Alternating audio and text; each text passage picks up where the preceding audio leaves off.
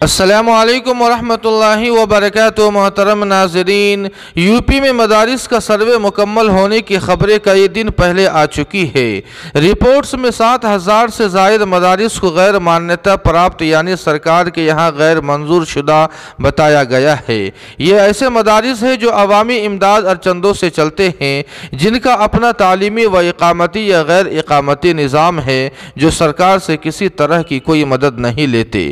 ظاہر ہے کہ جن ریاستوں میں سرکار کے زیر نگرانی مدرسہ بورڈ موجود ہے، وہاں کچھ مدرسے بورڈ سے ملحق اور بہت سے غیر ملحق ہیں، اور انہیں بھرپور دستوری و آئینی جواز و استناد بھی حاصل ہے۔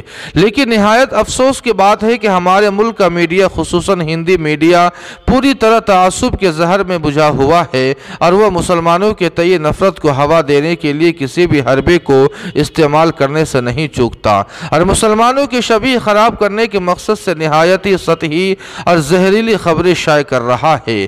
خصوصاً دارالعلوم دیوبند کو مرکز توجہ بنایا گیا ہے، حالانکہ یوگی سرکار خود مدارس کے سروے پر کئی بار کہہ چکی ہے کہ اس سروے کا مقصد مدارس کا محض ڈاٹا جمع کرنا ہے کہ کتنے مدارس سرکار سے منظور شدہ ہے اور کتنے آزادانہ طور پر چل رہے ہیں، مگر نیشنل میڈیا مہینوں سے اس معاملے کو اس طرح پیش کر رہا ہے گویا مدارس غیر قانونی سرگرمیوں کی آماج گاہ بن چکے ہیں، اور وہاں ملک کے لیے خطرناک سرگرمیاں انجام دی جا رہی ہے۔ اللہ پاک جزائے خیر عطا فرمائے دارالعلوم دیوبند کے محتمم حضرت مولانا مفتی ابوالقاسم نعمانی صاحب کو، جنہوں نے بہت اچھا کیا کہ بروقت وضاحت کر دی اور بتا دیا کہ غیر منظور شدہ ہونے کا مطلب کیا ہے، اور دارالعلوم دیوبند سمیت دوسرے بڑے دینی تعلیمی ادارے کسی نہ کسی ٹرسٹ اور سوسائٹی کے تحت عرصہ دراز سے رجسٹرڈ ہے، اور قوم و ملک کی تعمیر و ترقی میں بغیر کسی سرکاری امداد کے اپنا غیر معمولی کردار ادا کر رہے ہیں۔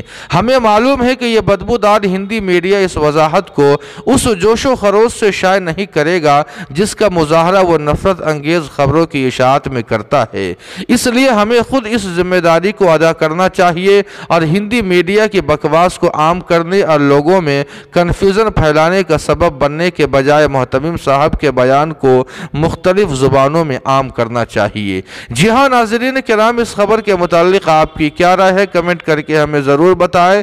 ویڈیو کو لائک اور شیئر کر دیں، اور قاسمی جی کے کو سبسکرائب کرنا نہ بھولیں۔ والسلام علیکم ورحمۃ اللہ۔